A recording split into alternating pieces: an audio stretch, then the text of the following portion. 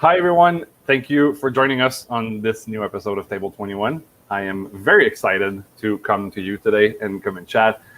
I'm especially excited of my guest, Roxanne Mant, who is I don't even know what her title is, but basically runs the show with Vero at Soif Bar à Vin in Gatineau. I wanted to have Roxanne on since the first day I thought of Table 21. I made a list of, I do these in English, I do them in French on the piecemeal page. And I wanted to have her because she has it in our industry. There's that hospitality bug that a lot of people work in our industry and they're good at it. Some are bad, some are good, but they don't necessarily have that and understand what we do. She totally gets that. And I was very excited to basically hear from her, even just now in the 5-10 minutes we spent together before coming on air, just to, touch base and talk about over a few notes. I was already like, stop. Like, I want you to say all that once we're going to get on air, because you're already, sharing some stuff about, I asked her how she was doing, how business was going, and she already had some amazing insights. So I think hopefully you'll get some great insights in that, but I'm super excited to have her. And without, keep on blabbing here, I'll just bring her in. Hi, Rox. Hi. How are you? Thanks for having me. I'm super excited to have you. And I'm thrilled. I didn't even tell you before when we exchanged a few days ago and booked this. I purposely wanted to have you on before Vero, because I find that every time somebody talks about Soif, and for those who don't know, Roxanne runs or I don't know what your title is there. Is it the other title? Manager is kind of the title. I often get referred, and Vero calls me this too. She's the name, she's the it, she's everything there, but I'm the boss. You're the boss. Which is amazing, because Vero is, like you said before when we were talking off air, she's an educator. She's one of the most knowledgeable person in wine, probably one of the premier women in wine in the world. For those of you who don't know, Véronique Rivet is a Outaouais region sommelier, journalist, broadcast mentor. She top two, second best sommelier in the world in 2013 in Tokyo. She is the first female on the podium in the world competition like that. She's really fun, but she's the shit. She's what it is. And I got to work with her before she opened Soif a little bit. She's an industry professional, but she went out and wanted to get people to help her out. So I got to work with her very closely for months and realize how a special lady she is. And all that talking about Vero, but my goal is, I did want to have Vero on, and I'll invite her, and hopefully she'll come and do it with me someday. But I wanted to have you on because behind Soif, the driving force that's been there for 5-6 years. How long have you been there? Over 5 years. Over 5 years has been you. And what really impressed me, not to bore everybody with my life story, but I lived in the Outaouais region for 5 years, from 2010 to 2015. And our last dinner before we moved back to Montreal in the summer of 2015 was at Soif on the terrace, because when I go to Gatineau, I love Soif, and that's where one of the places I want to go. And you served us that night.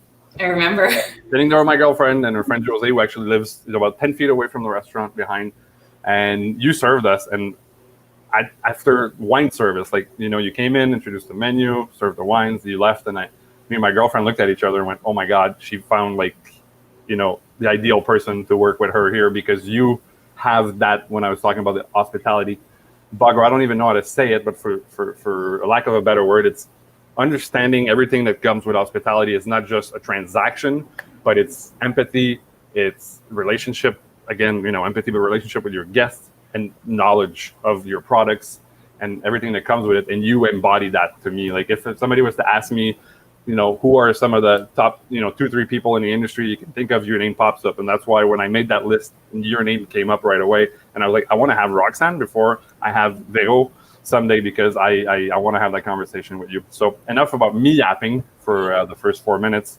I don't even know. I said, keep going. It's all lovely things to hear. But thank you. No, it's great. And it is fun. Like, I wanted that. And I saw the reaction on social when you shared it of some of your friends saying, like, "Oh my God, that's amazing, you're doing that." And you're so I think a lot of people understand probably why I wanted to have you here. And we'll preface that by saying a lot of those people were my family. oh, I figured maybe you paid them too, but I do, because they're my family in wine at Christmas gatherings. No, I know not family, but somebody's saying hi, Roxanne here. Hi. Hi, Sarah. So I worked with Sarah almost 10 years ago when I first got to Ottawa. Nice. She's another lifer, hospitality person as well. And she's actually the one who forced me to get the job at Soif.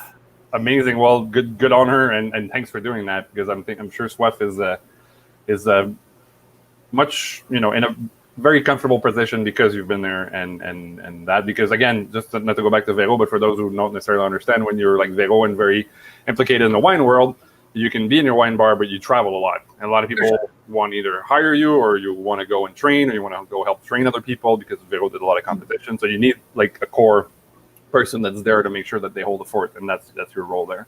We'll come back to Soif, but I'm kind of curious. I know a little bit about you. I know you sailed a lot. I know something about the Bahamas. So I'm kind of curious to hear it from you and kind of know what brought you, between Baby Rox and Soif. What's going on there? Well, we go way, way back to high school. My sister was dating a guy who worked in a restaurant. They needed staff. I needed a job. And my first job was the takeout counter at Saint-Hubert. And I know it's been a long time because they have renovated the whole brand 3 times since I worked there. Yeah. I'm old. I've actually now hired staff that are younger, like haven't been born when I was already working in restaurants. It's a little disconcerting. Anyways, so I started at Saint-Hubert. I did like the corporate Montana's, blah, blah, blah. And then from that, I moved to a tiny little cafe in Little Italy where, you don't have sort of corporate, you just have a crazy Italian in the back. And like huge service, just like this bustling place in Little Italy in Montreal. It was a culture shock. Like I grew up both in the townships and in Montreal. And so but in Montreal on the West Island, like very isolated kind of regions, not a ton of like culture or other cultures around. Then I went to there and I was in university and I worked there for years. And after university, I was like, man, I'm gonna get myself a real job with my degree in sociology. So obviously I didn't get a job. I'm going to get out of restaurants. I'm going to do something with my life. Yep. So I didn't. I was on my dad's boat one summer. It was like the end of the season. And I graduated and I was kind of like, well, now what? And I said to my dad, I was like, oh, you should give me your boat and I will sail it down south and run charters on it. And he was like, you want a boat, Roxanne? You buy your own boat. And I was like, well, how much is a boat? He's like, about the same price as your condo. And I was like, ooh. So I could like, not knowing anything about finances, mortgages, or anything like that. I was like, so I could trade one for the other? He's like, theoretically, yes. So like 3 months later, I bought a boat. 2 months after that, at one point I was 27. I owned a condo and a sailboat. Nice. This is ridiculous. So I sold my condo, taught my ex how to sail, picked the boat up, got struck by lightning. Like the second night out. Should have been an omen. Anyways, I sailed to north, I sailed the boat south, and ended up in the Bahamas. And ran a few charters and Oops, I think we lost you. Let's see if she comes back in a second. This is the pleasures of doing lives. Let's see if she comes did back. that, and obviously I washed up at a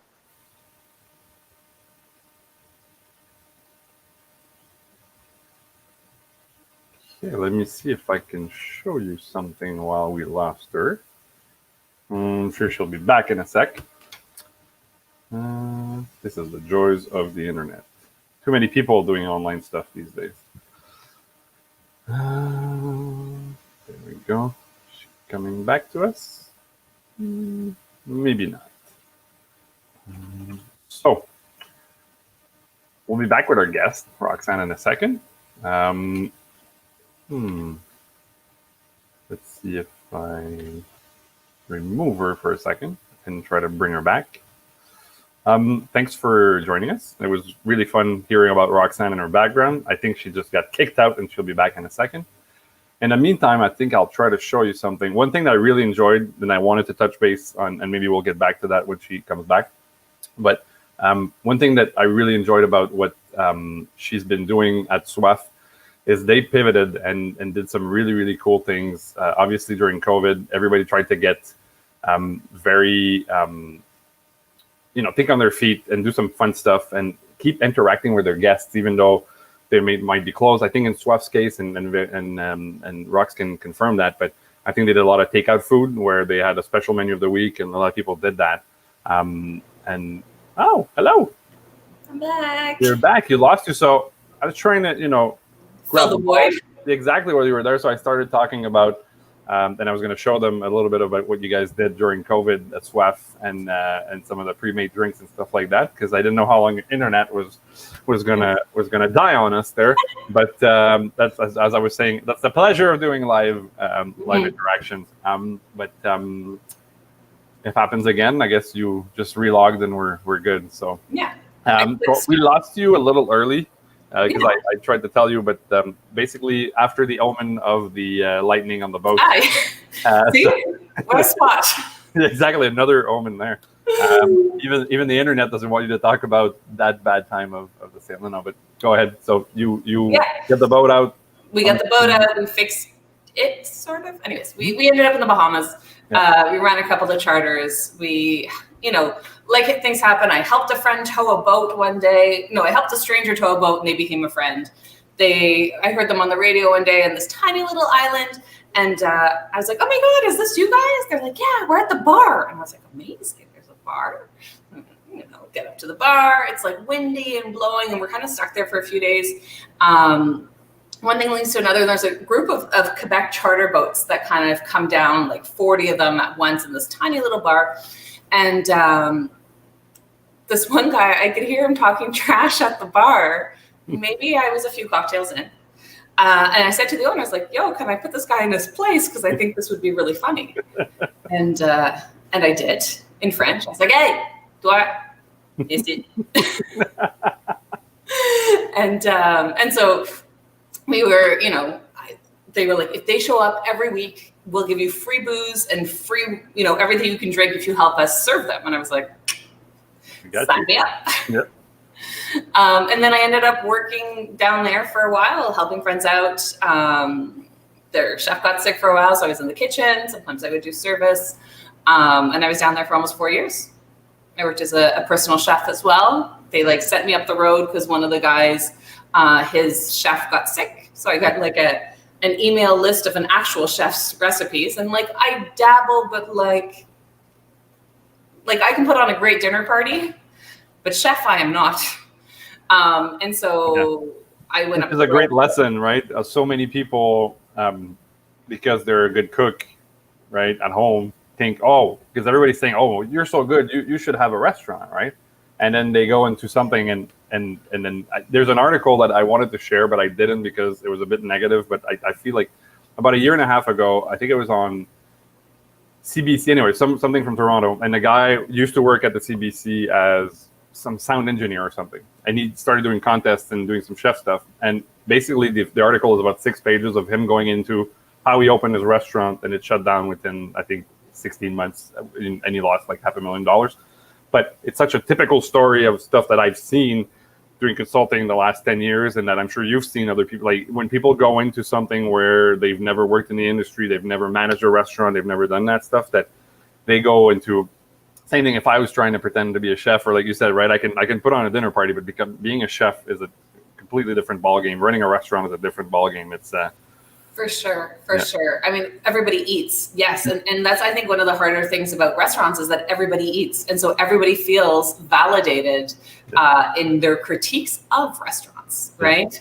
In their critiques of the food, in the critiques of the decor, of the music, of the service, of whatever it is. Everyone's like, "But I eat, I know this." It's unlike, if you went to a symphony, there would be a very small select percentage of the population that'd be like, "Oof, didn't quite hit that note." Yeah. The rest of us would be like, "Oh my God, this is amazing." Yeah. And there's a big difference between putting a dinner party on where I have all week to prep for it. There's one service. Yeah. The people already there like me. They love you, exactly. And they're not paying for it, so they're not as critical. Yeah. And then when they don't like it, I just give them free booze. Like if it takes me an hour to set out dinner, then that's what it is, But it's a good point. But on the other end, we're so good at what we do in our industry when we are, like those of us that are, I consider you to be definitely one of those people. Things can go wrong, and the people sitting there may not necessarily see it if we're really good at patching it. I saw a video, you talked about the orchestra, and that's such a great analogy. There's a video that I'd never seen. It was Van Halen, 1987, and they do, or 88 or something like that, and they do Jump. No, I think it was 97 anyways, and they do the Jump, their famous song. Yeah. And there's a lot of keyboard in that song, right? Van Halen is a very guitar-focused band, and so at that point, I guess the article said they were a little cheap, so they hired guns, like, you know, a few musicians like to play keyboard. So the guy plays the whole song half a step on the side, but the band is so drunk that they're like, no, we keep playing it in the one chord, you know, in the one key that we know. So there's a video of them where the keyboard, which is central to the song, plays the entire song, like, you know, half a step aside from the band, and then the crowd is like, wow, that's amazing. So it's funny that our industry sometimes can be chaos in the back, can be chaos, you know, at the host stand, but in your mind don't see it, right? Like we play our role really well. Where were you in the Bahamas? Like, I'm sure you moved around, but were you based somewhere? Or? Yeah, on Norman's Key. It's a tiny little island. It was made famous in the movie Blow. Yes. With Carlos Leader. I guess like kind of like south from Nassau, yeah, right? southeast from Nassau. We went to Nassau for the first time. I've been dreaming of going to Bahamas forever, and Evan and my daughter, we went there last February, right before this happened. Actually, we were traveling, and we already didn't know if we should or not, but I absolutely loved it, and can't wait to go back for sure. It's a beautiful, beautiful, magical place. Like I had a great time. I formed, you know, lifelong friendships. From a financial perspective, the stupidest thing you could do is buy a boat at 27 and take off sailing. You know, from a personal perspective, amazing. Like I wouldn't change a thing. I'm sure you would do it again, right? I'd probably do it again. Probably, right? Yeah. I mean, for all the experiences you had, you know, we all make some. I mean, some people have made worse decisions than that in their life, and still live to tell about it. So. Yeah, for sure. No, it was a really great time. It was really fun. It was, you know, it was a lot of self-growth in the middle of all of that. Like, you know, just on an out island, there's something so unique, right? There's an interesting mesh of like, you know, sailors sailing in that have like a 20-foot boat, and others that are coming in on these mega yachts, and, you know, ones that own islands, and, you know, it's an interesting mishmash of people. I got to meet so many cool people, and still do service, you know? And so when I came back to Canada, I eventually went to Toronto, because we all make mistakes. No, I moved to Toronto. No, I moved to Toronto for a guy. That was the mistake. Okay, the guy was the mistake. Toronto. And I was like, well, I don't know what to do now. Like, I was back house for a bit, but not really. It was very unformatted, you know, like... Yeah.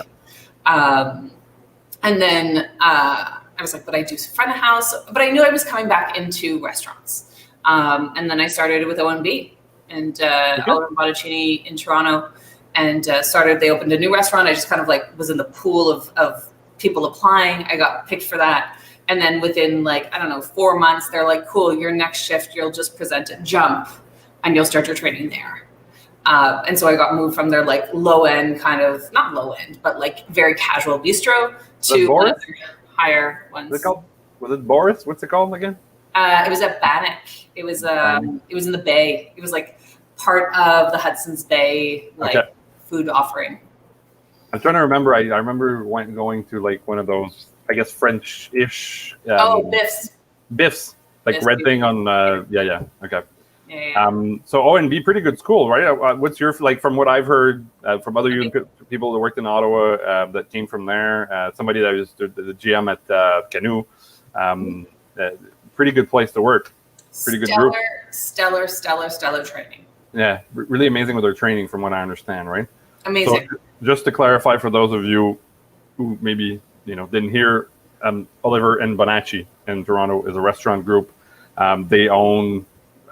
I'm just looking at it right now, but something like 20-25 restaurants now. Maybe their most famous one is Canoe. Yeah. Canoe is in the TD Tower, I think 34-story, I don't know, something like 30-40 story high, has an outstanding view of the bay and everything else. But they do, they're a very respected restaurant group in Toronto, very famous for the quality of their training and of growing their team, their brand, but their people inside, and I think growing from the inside and all that. So if you ever want to look them up, I had the chance. I probably shouldn't even say that, but I had a chance through somebody who worked with them to see some of the training stuff they do online. I'm talking 7 years ago. which inspired me to do some more training stuff that I was trying to do. Basically, an online portal with some videos and some quizzes and some stuff like that. Trying to remember where this guy worked. It was an old house. I don't know if it exists anymore. Anyways, Spanier, exactly. Yeah.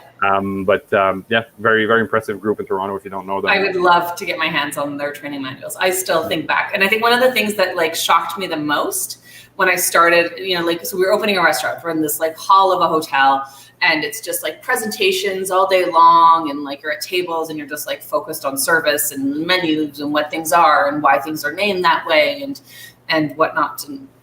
And so we get down to coffee service. And like coffee service, if somebody asked me, Stephen Beck asked me, because we'll get to that. Stephen Beck asked me once what my least favorite part of service was during an interview. And I was like, coffee service. Hate it. It's a lot of work. There's a lot of steps for not a lot of money. Yeah, exactly. For $2 cup of coffee, right? Yeah. But one of the things that shocked me about their training was most people are right-handed. Right. So when you're presenting a guest with their coffee in like a saucer with a spoon, your handle goes to the right, your spoon goes to the top because most people are right-handed. But if you see your guest is left, then you should flip it all around. Right. And that attention to detail, that small little specific thing has stuck with me for years. And it is one of those things like when I train staff, I often say, because now I have down to an art. No, I often say a few things. And I say, listen, things are going to go wrong during service. Like people aren't going to be happy at times. That's just part and parcel of life, like of doing what we do, right? I said, so let me control everything else that I can control so that when something goes wrong, I just need to fix that one thing, right? And it's something like, at Jump, we strung the dining room. Right now there's like laser pointers, but the point is that like one person stood at one end and you went, tables. Yeah. Forks. Everything was lined up and perfect and tight. And so when you looked at it, it was great. So you didn't get to your table and then like bang your elbow against the wall. You didn't, kind of pull into your chair and have it like, touch a gum under your seat. You wouldn't like brush crumbs off this, like everything that you could control. So may I hang your jacket? Having a place for people's hats, drying people's umbrellas, whatever you could, that was something to do with service, I would control that. And I'm really specific about that. And even to this day, because then if something goes wrong, well, then they're like, well, I looked for the bathroom and nobody was there to help me. Yeah. And my steak is cold. And now, like, every time I move my chair, I bump into the people behind me because the tables aren't spaced properly. Whatever it is, right? Like, I just want to fix what's wrong. I can't fix your whole night. Yeah. And so for me, that was really key. Love that. And the way, I'm curious to, the way I've explained that for years, and it goes right into what you're saying, is that I say it's very hard to say we're going to hit 10 on 10 every night, whatever that means, right? But we know in our restaurant what that means. I hate when people try to even do 12 on 10. Because if you do 12 on 10 one night and then 7 on 10 the next night, right? So that, and the experience that people get, right? I'm trying to quantify it. But if you got 12 out of 10 last time, you got more than your money's worth. And now you come today and you get 7 out of 10. You get good value, but you're like, it's not as good as it was last time, right? So I tell people consistency is key. If you're going to give 7 out of 10, give 7 out of 10 every night. If you're going to give 8 out of 10, whatever you try to achieve that all the time. Now, you can't achieve 10 out of 10. It's impossible to be perfect all the time. What you can do, though, is raise the worst possible experience in your restaurant, meaning that there's a safeguard for we can never go lower than that. And that's exactly what you just explained because of the attention to detail, the details about the tables, about how it's spaced, about all that, right? There's a training or an expectation with you and your team of if a guest gets up to go to the washroom, it's not just, oh, it's up there on the right? You'll walk them over and point to the door and say it's right here, right? That's the little detail. Same thing with your spoon. So, I mean, a girlfriend used to run a restaurant where there was a system in place where the hostess would greet you. You'd walk in and you'd be greeted right away. If the hostess went to sit someone, if there was 2 hostesses, obviously the second person would. And if that wasn't there, it was a manager's job. And if it wasn't a manager, it was the bartender because they were the closest to the door. The bartender knew that if somebody wasn't at the door within 5 to 10 seconds, they had to go greet the guest. So there was like 4 mechanisms in place to make sure that the worst possible experience was you would wait 10 seconds at the door and you would not wait 30, 45 a minute. Because sometimes people feel like when they say we waited 5 minutes at the door, it's usually about 50 seconds, right? And I tell people, stand at the door of a restaurant where everybody kind of turns around and looks at you and stand there for 45 seconds with nobody coming over. It's a very long time and it feels like 5 minutes. So what you're saying is have safeguards for what is the worst possible experience and protect to make sure that, you know, it doesn't happen that somebody walks out and they slip and they knock their head, or they walk out in a bunch of mud, or like, right, we safeguard every little detail to make sure that if the dish is late, or if a wine is not to their liking, then we just have that one thing to deal with. And I think that's fantastic.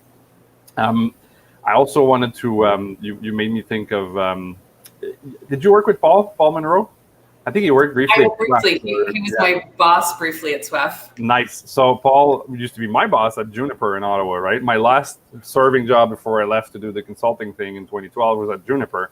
And you're talking about coffee service. And it's funny because that was my last job after, you know, I'm 27 years in the business now, but I guess 20 some odd years at that point. And coffee service was also something that was a pain in the butt for me. And one thing that I loved is that Paul is a little bit like, could have been in the army, very organized and but our coffee stuff was all prepared, and what's the expression? Opportunity meets preparedness. But the way that the service was prepared and that all these coffee things were prepared, it got to a point where I didn't mind coffee service in that restaurant because it was well organized and well prepared. So I think it goes back to what you're saying, is that let's organize everything that we can in there and prepare for that. So I guess we took a pretty nice tangent there. We were at O&B in Toronto. We were almost at Soif. I'm sorry? So I was at O&B. Yep. I decided I wanted to leave Toronto. It was too big of a city, too daunting to everything. You know, I came from living on an island of 12 people to like downtown Toronto. So I debated going back to Montreal, which is where a lot of my family is. And then I thought of like how much I hate traffic in Toronto, and then how much my parents live on either side of bridges in Montreal. And then I was like, nah. Yeah. So I moved to Ottawa. I didn't know anybody. I decided, I was like, I'm going to go here. It's like close enough to visit, but far enough that everybody has to call. Like I have a large family, so just like them to call before they show up. Nice. So yeah, and then I passed around a bunch of CVs. Again, like I've always sort of fallen into jobs. So I dropped off a CV at the original Becta with Stephen Becta, and the manager there was actually O&B trained as well. And he was like, actually, we're opening a new restaurant. Just go down the road. I'll set up an interview for you tomorrow.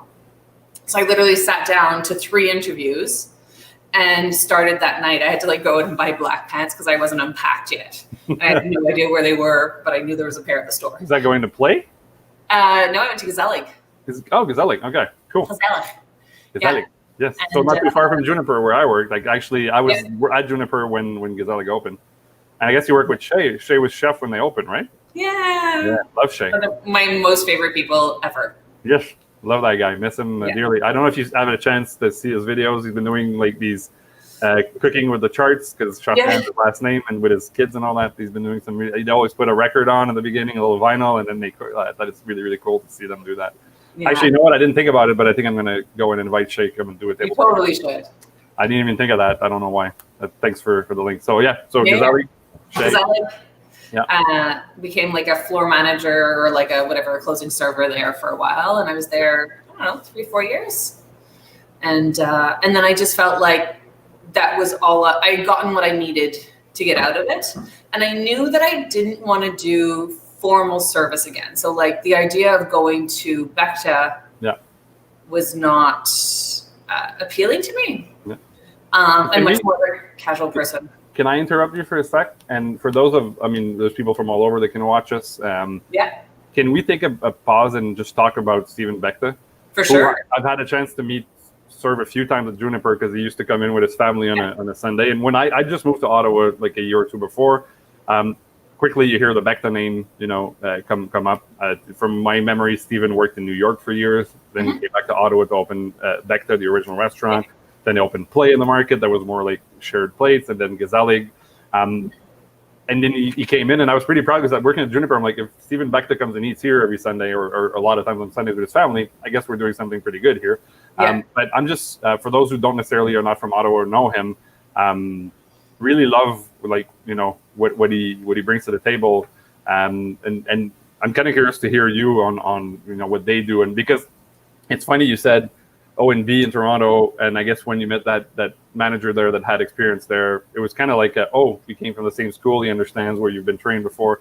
But Bechta is a little bit like that in Ottawa, right? There's that reputation of if you worked at Bechta or one of the Bechta restaurants or in that group, there's that level of service. And I remember for going to Gazelle, like that level of service and of hospitality was really high. The quality in the plate, but of you mentioned atmosphere and service, but what is Stephen Bechta or that group to Ottawa?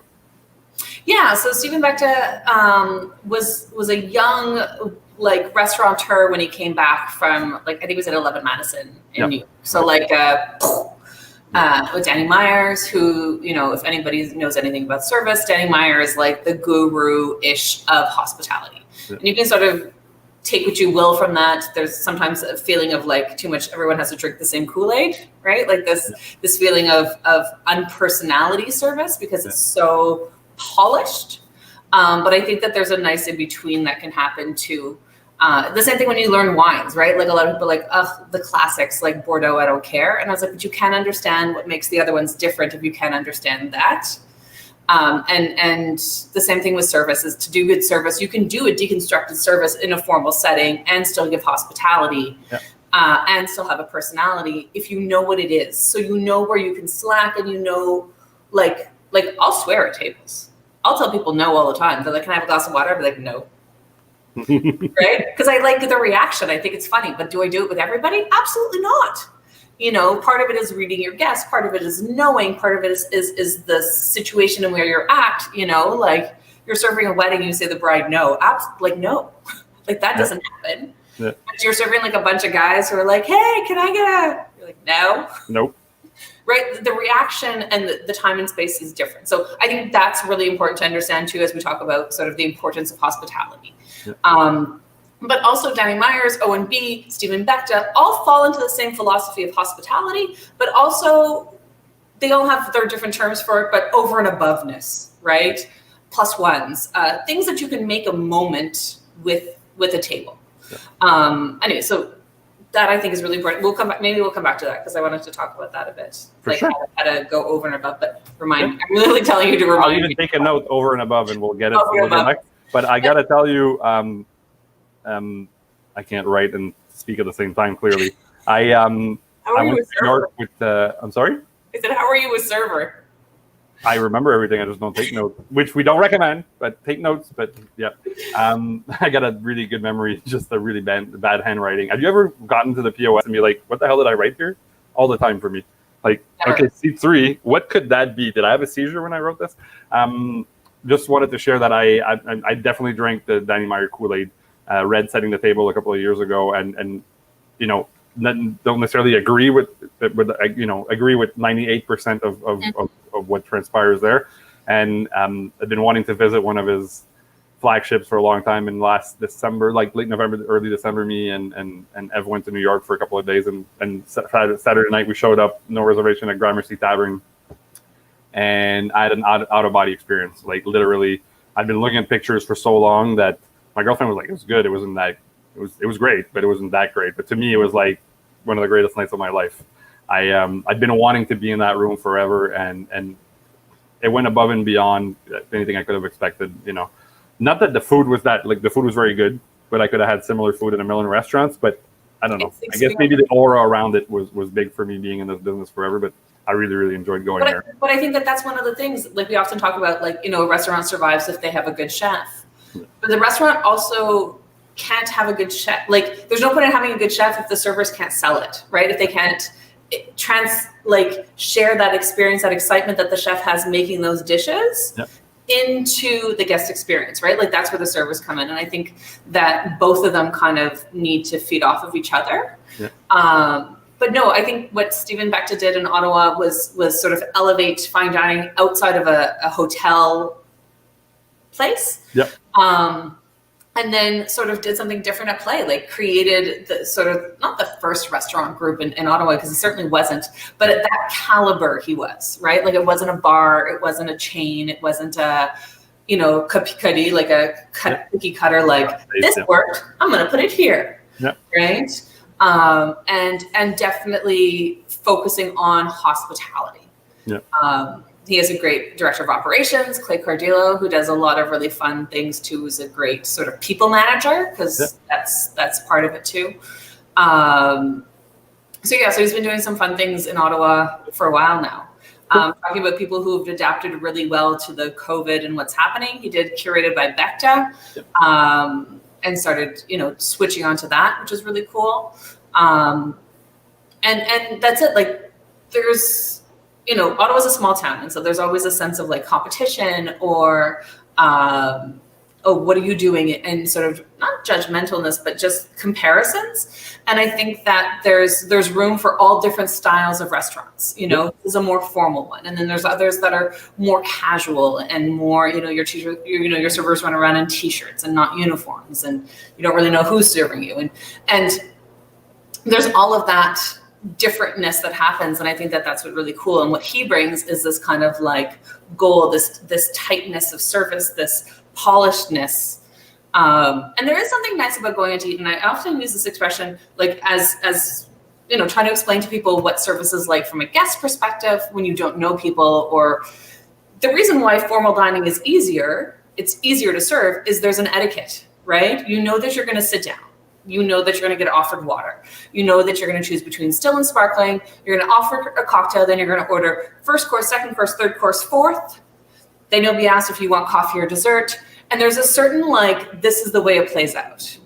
Now, what made Soif really hard when I first started working here was we were one of the first kind of wine bars, right? So explaining to people that we did small plates. They're like, so we can't have dinner? It's like, no, you can have dinner. Right? How do you take they're unsettled. They look at a wine list and they don't understand anything. Like sometimes we have a Greek wine flight. I've never spent so much time Googling grapes. I still Google grapes. Like regions I don't know, countries I don't know. I'm like, not super in on my Slovakian appellation, believe it or not. Hungarian. Come on, keep up, Roxanne. just for the record, I remember asking, in that royalty of sommeliers in Quebec, Vero is definitely on that, on that Mount Rushmore. I have a good friend of mine, Justin Caron, who went to, World. He was the best, I don't even say it in English, but meilleur sommelier des Amériques in 2006. Yeah.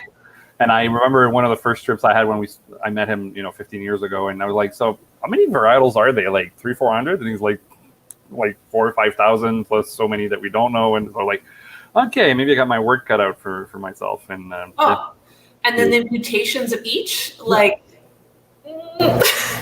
so anybody who's like, oh, I know wine, I'm like, well, then you don't know enough to know that you don't know wine. Exactly. Right. And that's one of the great things about Vero, is that she's humble. She understands that there's no way anybody could know so much about wine. You can know certain things, you can know parts of it. You could also meet somebody who knows way more about Hungarian grapes. You'd be like, cool. Ferment. Sure. What? Ferment. Harsavaloo. But that's it. There's so many other things. But coming back to that for service, I often think of it as you're on many dates, many relationships. You just want people to sort of settle. So you're just trying to give them confidence. So I specifically design my wine list with as many words as I can, right? Because usually that means that at least one is you can pronounce it. Yeah. There might be one you recognize, or that resembles something else, or a country you wanted to visit, or, you're just trying to give people confidence and put them at ease. And that's really what it comes down to, and that sort of ease of service and that taking guests sort of into your hand to give them an experience comes from that very formal background. Yeah. Right. But it's that formal that you can, rules are made to be bent, right? And for sure. I love it. You said before, read your table. I remember my girlfriend, when I went to work at Juniper, she was like, don't you think it's a little too high end for you? Not that you can't do it, but you're so relaxed and so I worked in steakhouses. We met working at the Keg in Montreal, and the keg, you can totally be yourself. It's quality steakhouse. They do what they do really well, and I love the brand, love them. I had an amazing time working there. But you don't, that level of service, while there are steps of service, that interaction can be very friendly and very, very, but so for her, she was like, are you going to be comfortable? Not that you can't do it, but are you going to be comfortable in something formal? Mm-hmm. And I said, I think formal for me means formal in the quality of what you do, right? And that goes back to, and that's where I was talking about how much you get hospitality and you transpire that, is that the way I explain it is a lot of people take themselves seriously instead of their work. Mm-hmm. And when you flip that, I take my work seriously, meaning the steps of service, if there are steps or whatever you want to have in, the order of service you mentioned mm-hmm. before, right? Waters, still or sparkling, cocktail or wine or food, and explaining the menu. Those steps of service, being prepared before the service, yeah. And your knowledge of the wine list, of your menu, of the producers, of how the kitchen prepares them, and being able to not only answer questions, but tell a story. And all of that to me is, I take that seriously, but me, I'm a clown. I'm there to entertain you. Like you said, it's a mini date. I'm there to realize if you want me to flirt, if you want me to be funny, if you want me to shut the hell up and be like the proper, yeah. And you can serve three tables next to each other, and you approach it as a professional in three different ways. For sure. Right? Which is where I think that level, a lot of people think formal means uptight. No. But formal means being yourself, but being a professional and treat it like a professional, right? If an electrician came into your house and you said something's wrong with the outlet, and he said, something, and you're like, no, I want you to tell me specifically what was wrong with it. Well, it's the same thing in what we do, right? For sure. You want to have somebody that's knowledgeable in front of you, and that's a professional. So I think that's a really good point. Sorry, I didn't want to. No, please. It's funny. Somebody said to me the other day, they're like, you know so much about like wine and stuff and like food. I was like, this is my job. Like, I'm sure if I asked you about like, I don't know, some accountability spreadsheet that like I could care less about, I'd be like, yeah, and then this, and I'd be like, wow, you know a lot about accounting, number stuff. Like I know a lot about this because, much to my parents' chagrin, this is my job. They haven't gotten over it yet? No, they have. Yeah. I get them wine. Exactly. So my parents, I guess for the last 15 years have been comfortable with, I think there's a moment where, not that they ever complained to me about it, but I'm sure they would have liked to see an MD after my name, like every parents that are aspiring to. But there's a moment where, I think maybe 10, 15 years ago, when my parents saw me work and came to, my bar or whatever, my restaurant, and were like, okay, he's really good at this. Like, maybe he's in the right place. Yeah, I think there was a moment, like when I went back to wine school, I like called my parents up. I was like, I'm going back to school. They're like, amazing, you're gonna get like your master's or something. And I was like, no, I'm going to wine school. Like, oh God. Well, it didn't help that like I graduated with a double major in sociology and sexuality because my dad told me to study something I was interested in. So it's people and sex. And so like he's just like, oh God, Roxanne. And I was like, I know, but I'm so much fun at parties. But I think that once they saw me kind of in my element doing what I do, right? Like not even just like serving them when they came, but seeing me serve other guests. Yeah. I think that's when they sort of realized like, okay, fine. But like, and this is my element. This is where I'm most comfortable. When I'm having a really like crappy day, I want to come to work. It like changes my mindset. It gets me out of my mind, and it's about other people, looking after other people, caring about other people. And for me, it's really great. Kudos to those who do it like long-term and in more difficult situations. Like I always thought I'd be really good at like a nurse or a doctor or somebody looking after people, but I don't want to make those big decisions. Like I don't want to look after somebody in like really difficult times. Like I just want to hand you a napkin if your boyfriend's breaking up with you at the table. Like I don't actually want to deal with anything major. Yeah. And then when it's over, I like, turn the door and I'm home, and then I get a day off and then I just host a dinner party. Like I really do love what I do, So.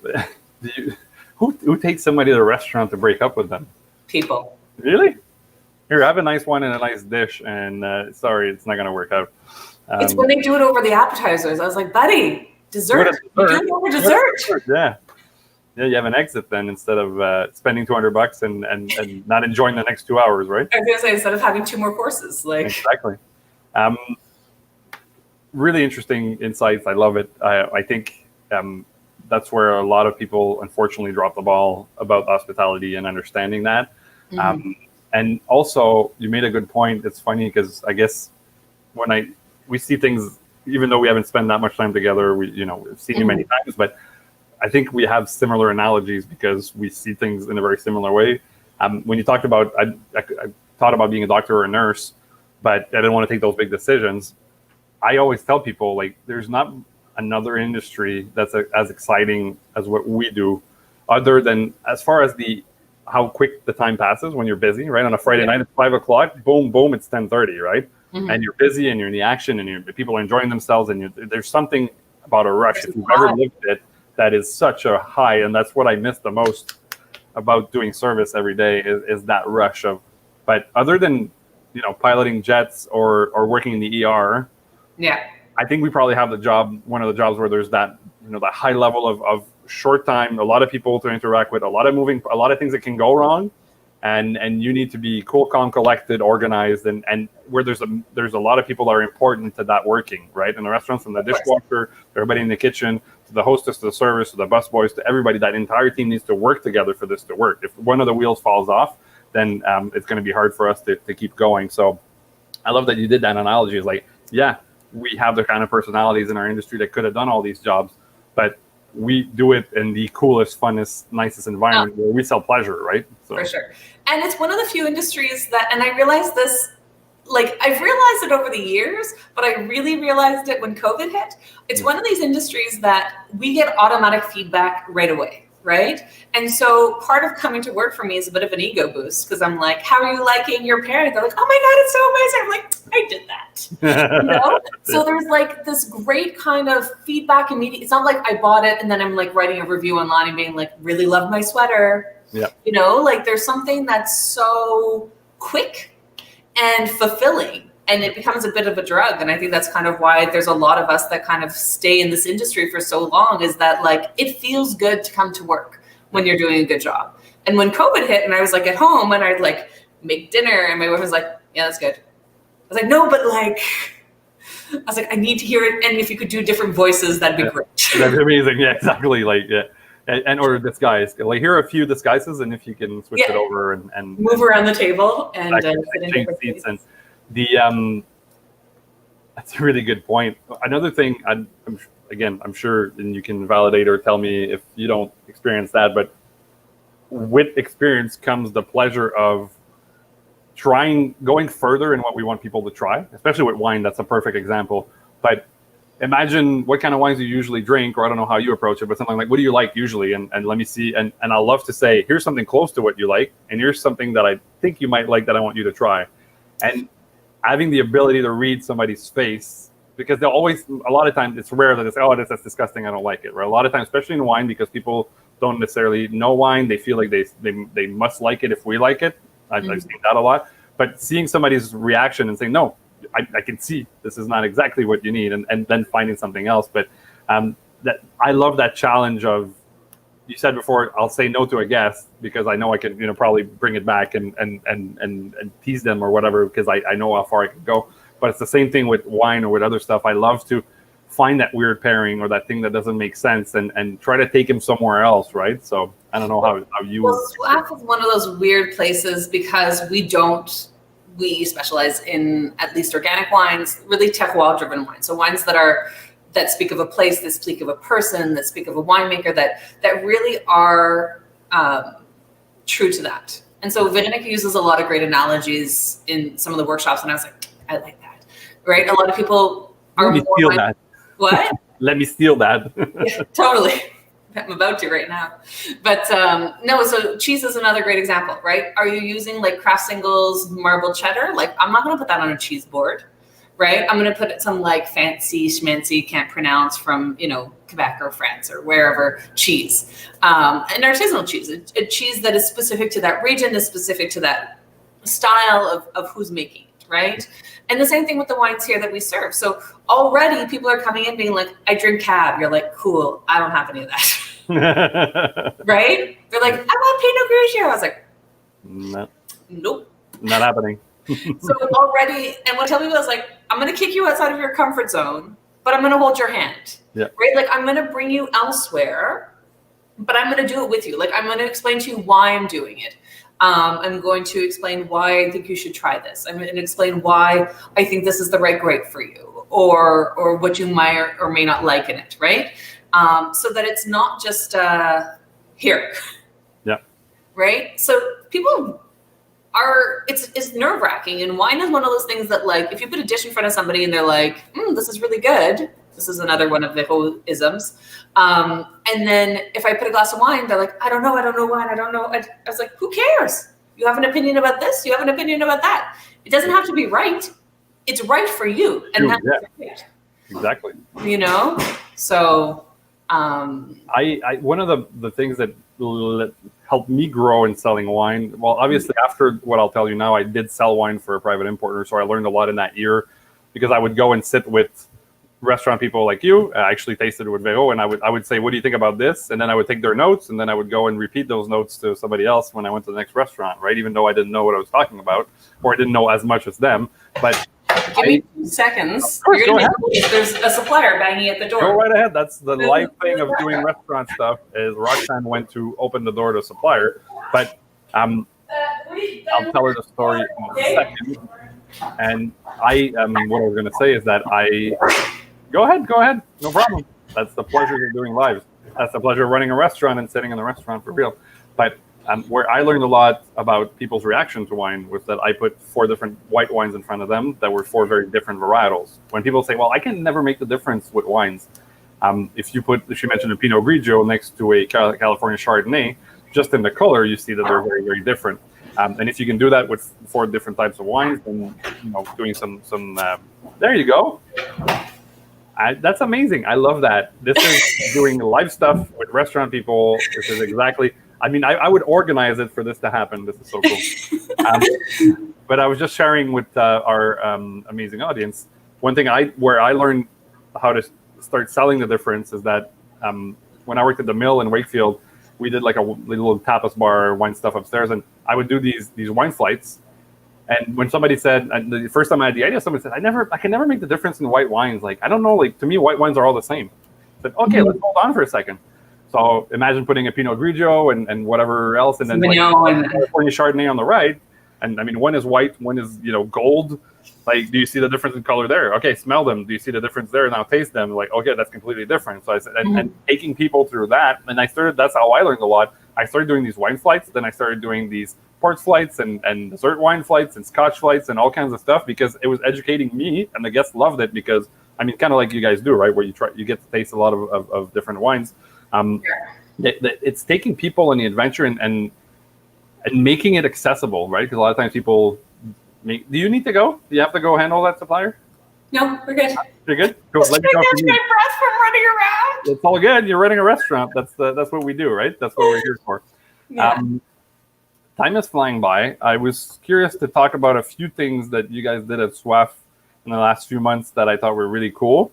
One of them is, can you tell us about, I don't know how it came about in the background, but for the story, for people watching, so Soif was doing a menu of the week. You could order the food, and then they started doing videos where Vero would introduce some wines that I guess could go well with that food, or just talk about different wines. And then I'm watching one of them. At one point it pauses, and then I hear Roxanne in the back saying, so now Vero's going to forget to tell you about this and that, and basically starts making fun of her. And I was like, oh my God, that's so, I've never seen that. And I'm kind of curious. And then she did it to you in a different video. So I'm just kind of curious to know how that came about. And yeah, part of it came about, so we started doing takeout like everybody else, because this is what you do during COVID, is you try to make ends meet. Yeah. And so I was really looking at a way to bring service home, right? Like, instead of like, you put your mask on and you're like, here's your meal, thank you, right? Like, how do I bring my part of the job to people? So we started with our meals needed just a little finishing at home, so a little reheating. So I started writing those, and I think I'm pretty funny, so I did that. and then Vero was making wine suggestions, and I was like, well, I can just post the bottle on social media, but anything that involves me typing in French is never a good thing for me. I get many, many angry emails about forgetting S's and E's, and using des anglicismes. Yeah. Anyways, so we decided to shoot these videos instead because it was like, oh, everyone's doing like these Facebook video thingies. And it's like the blind leading the blind on social media for us. Yeah. So we shoot this video and she's like, we're going to do this every week. And I was like thinking to myself, I was like, I'm not going through this every week. Like, there's no way I'm doing this every week because I know things are going to like eventually pick up again and life's going to happen. And I don't want that responsibility. So I found a video editing system that I could like type over and then I could speak over. So literally I would just pause the video, say what I wanted to say, and then let her continue. Yeah. And Vero is, like I said, is so humble and really like she's a fun person to work with. And so she allows herself to be made fun of, and she allows me to make fun of her. So, and she dishes it out as much as she takes it. So between the two of us, we were able to contact this because part of it is that like she's so highly respected in the world of wine that anytime we've tried to shoot videos together, it would always end up me talking over her, which it was never well received, right? So like, no, but we want to hear what she has to say. So instead I just pause her now and then say what I have to say. Yeah. Which I thought was hysterical because and again, when you guys did some takeout drinks or mixers, and then she stopped it and made fun of you. And anyways, it was just in good fun, and that's the kind of stuff that social media should be for. A lot of people try to do it too formal, or we talked about being formal before, or like it's there. They will share some information. You talk about that. Like I've learned a ton just by the short time that I was around Vero. You've said it before. She's an educator. Mm-hmm. How do you guys approach or sell wine? Like she has her approach, you have yours. That's very different. And we talked about that before we came on. And I'm kind of curious to hear you on that. To hear me repeat it again, and hopefully I remember it all. Yeah. So. So Vero and I approach wine very differently because she's an educator, because she spent her life kind of, trying to qualify wines in an impartial way. She tastes the wine and there's like a tasting grid. So what it does is it kind of starts you off in like visuals and then nose and then palate. What you're trying to get to is an impartial way of judging a wine that gives you a conclusion of the quality of the wine, the price point, where it is, what it's from, like all of that, right? I got into wine for service. Like I said, I got into wine because I wanted to be better at my job. And so I taste a wine to see how I'm going to sell it.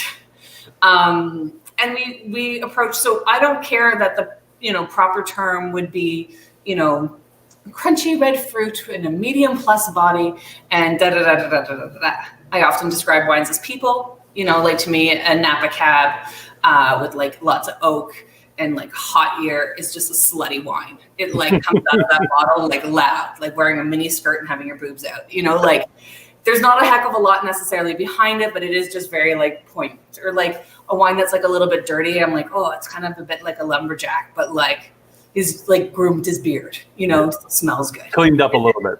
There's different ways of approaching it that's, but we use it for different perspectives. Like I, in blind tasting, am horrible. It's not something I do well. It's not something I care to do. I'm not going to do any competitions. Yeah. I can judge the quality of a wine. I can judge sort of how balanced the wine is. And I think that's one of the things that I learned a lot with Vero is like, is a wine in harmony with each other, or is it kind of just like angular and weird and there's like a aroma that sticks out, Yeah. So, and continually learning and, Have you gotten there? Like I was saying before, I sold wine for about a year, especially in the Outaouais region, and it's funny because I do have a funny story about Vero. When like you said, she goes down the list, right? Of like, okay, color means this, mm-hmm. aroma, this. It must be this or this type of wine. Mm-hmm. And I remember tasting a wine with her where she was like, and I guess I'm kind of going off of her, and I'm curious to know what she'll say as far as notes and stuff like that, because like I said before, I use that when I go talk to other people after. But at one point, she's like, I'm so tired of this. Can we just say whether a wine is good or not? And I'm like, well, that's what I've been doing my whole life because I don't know nothing about wine, right? Exactly. But it's funny because her educator brain went off at that second, and she was like, I'm just tired of analyzing. Like, it's good. This is good. This is fun. I don't want to describe it. Like, cool, let's just drink it. Yeah, and then she bought 6 cases of it, and I was really happy. But there's a simplicity there. And she you were often talking. judges a wine by whether or not she wants a second glass. Yeah. Like, a wine can be well balanced, but is it something that excites her? Does she want it? Like, does she want another glass? Yeah.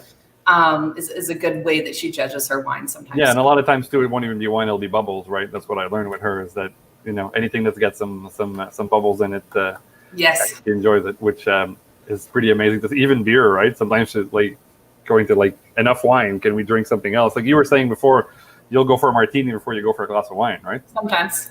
Yeah, sometimes.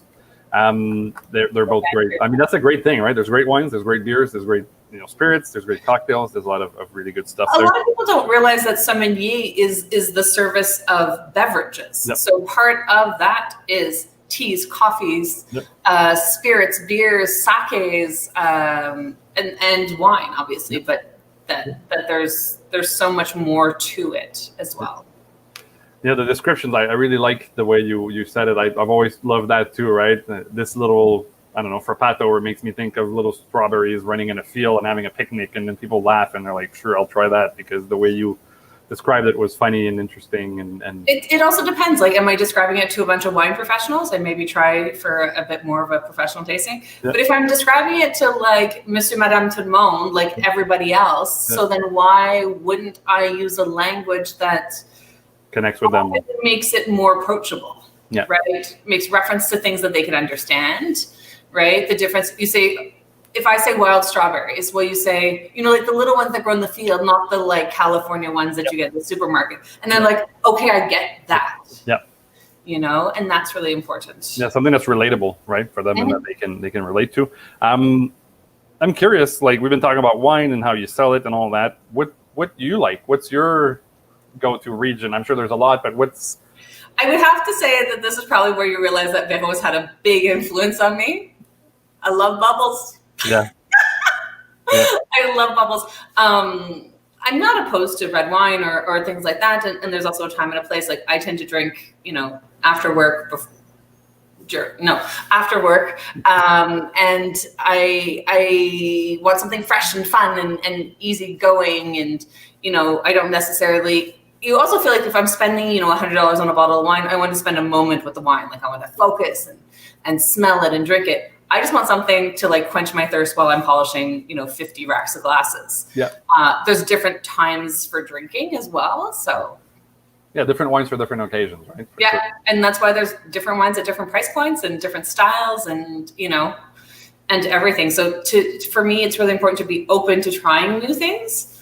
I remember the first time I tried a sherry, I was like, what is this? It tastes like pickle brine with like mashed up something in it. And I was like, I'm not drinking this. Yeah. And now, man, I love it. It's like a dirty martini, but in wine.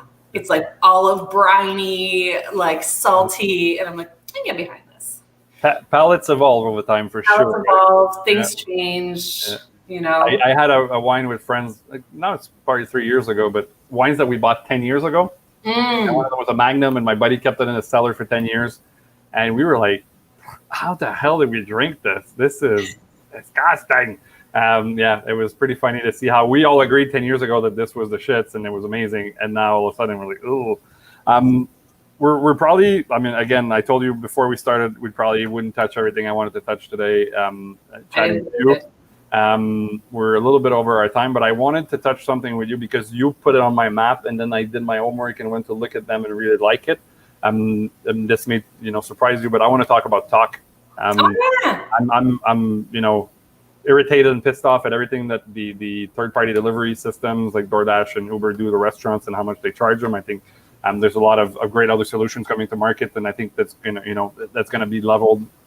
I'm tired of how much Open Table is charging. There's a lot of other solutions, but you told me about Talk in February, and now I discovered now I forget his name, but the gentleman that's behind it and what they're doing. And I'm just curious to take a minute or two.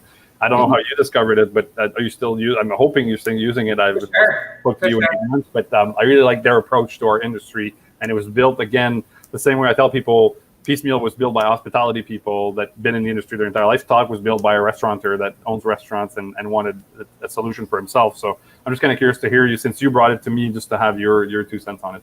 Yeah, I mean, I was looking for a new reservation system. I wanted something online, easy to use, table planning, all of that. Like, that's a big part of my job, and especially now with reduced capacity. But I also wanted ways, like we have different seatings, and I wanted some flexibility. And there was a lot that I was asking the system to do. And so OpenTable is one of the ones that does it. I had a really hard time with paying whatever, $1, $50, whatever it is, a head per reservation. And to me, that was ridiculous to have in our industry something so, like, it's one thing to agree to pay X amount a month. It's another thing to have this variable amount. It's really hard to plan for. It's not ideal. And so I decided not on that. I needed something that allowed me somewhat customizable text, because a lot of them are based in English, and we work here in Quebec, where French is the main language. And so it was really important to me to have customizable text. I also wanted to pair up with, I wanted to sort of choose who I wanted to work with. I wanted a company that understood restaurants, that understood how we worked, but that was also, like myself, choosing to continue to better itself, right? Like, what are you doing? Are you just sort of sitting back on your haunches and being like, well, this is it. This is what you get. And 5 years from now, this is exactly what you're going to get still. I wanted a company that was like moving forward and very open to comments and critiques and things like that. Yep. Because I do speak my mind, and that wasn't always well received Elsewhere. at times.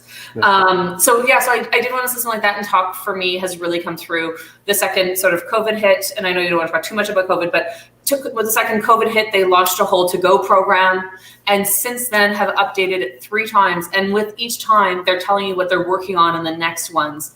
And you could ask to be part of like their testings, which I think is really great, right? Like, it's a risk. They know it's not working 100%, but they say, well, if you want to try it out, you go for it and let us know what you think. Yep. There's a really interesting episode, by the way, of a podcast called Acquired. So that's more on the tech side. It's about tech companies. Really enjoyed that show. They did an episode with the founder of Talk, whose name I forget, and basically that turnaround for that takeout delivery system, they did over like a few days. He put his entire team on that, and it was insane, like how they pivoted and moved really quickly on that, and actually turned around and raised another $40 million. I mean, they're doing really well and they're growing very fast. But I really like I was talking about why I like you so much is that hospitality, focus that you have. They definitely have that, and that's why I wanted to bring it up today, because I want more people to hear about them. So. Oh, for sure. They have 24-hour support system. Like, I can, because the thing is that everyone else runs it like a business. So at 5 o'clock it closes. At 5 o'clock I haven't started service. Yeah. It's not screwing up. Yeah. I need somebody to answer at 8 o'clock when I have a lineup at the door and I'm trying to figure out why my online system's not working, right? Yeah. Yeah. And they have somebody there answering the phone. Like, are you kidding me? Answering the phone? Yeah. It's amazing. Who does that anymore, right? I know. But no, so they've been really great. You can tell they're hospitality focused just in the language that they use and how they speak and how they approach people. Yeah. It's really cool. But, Roxanne, this was as super enjoyable as I expected it to be. I hope that people watching enjoyed it as much as I did. Thanks for coming on. Thanks for sharing. I'm not against the idea of doing this again with you, because I think there's a lot more stuff we could rip on.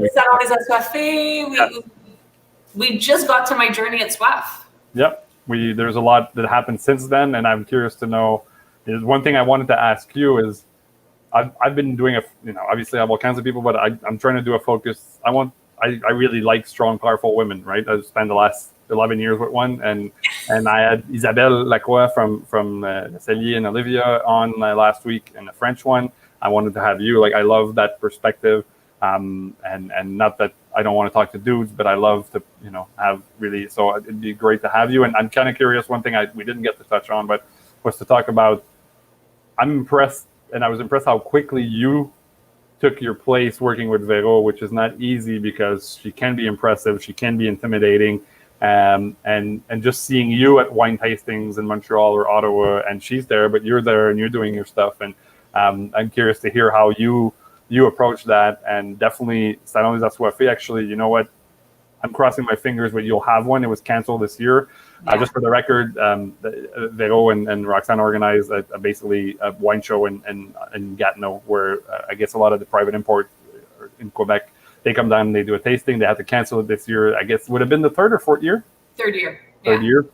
Very sad that it was canceled. But let's try to do one a few months before the next episode, the next edition next summer. I think it's in July. You do it usually. Yeah, I usually do it in July. Yeah. So we'll do another show here together where we get to talk about it in detail and what you guys do and all kinds of good stuff. So if you guys ever go to Gatineau, Google Soif Bar à Vin. Go see Roxanne. She's there almost all the time.